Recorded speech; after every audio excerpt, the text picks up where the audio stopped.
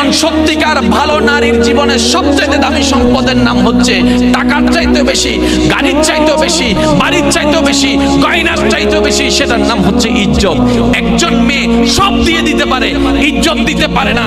একজন মেয়ের সবচেয়ে দামি সম্পদ হচ্ছে ইজ্জত। এবার ইসলাম বলে আমি তোমাকে ওর সামনে যেতে নিষেধ করেছি যেখানে তোমার ইজ্জতের উপর হামলা হওয়ার ভয় আছে, ওইখানেই যেতে বলেছি যেখানে তোমার নিরাপত্তা আছে, ইজ্জতের কোনো ভয় নাই। সুবহানাল্লাহ। একজন সত্যিকার ভালো বউ তার জীবনে সবচেয়ে বড় নিয়ামত মনে করে দুনিয়ার তার স্বামীকে। কারণ সবাই তার সাথে বেঈমানি করবে, আমার স্বামী কখনো আমার সাথে বেঈমানি করবে না।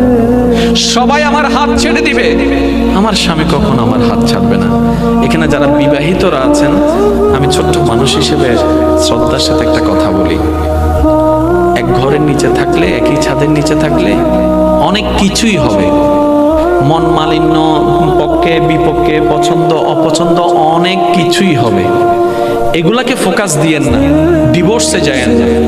কারণ ডিভোর্স করে যেখানে যাবেন সেখানে যে মহাসুখ পাবেন এরকম কোনো গ্যারান্টি নাই। যেখানে আছেন থাকুন, আল্লাহর রহমতের আশা করুন।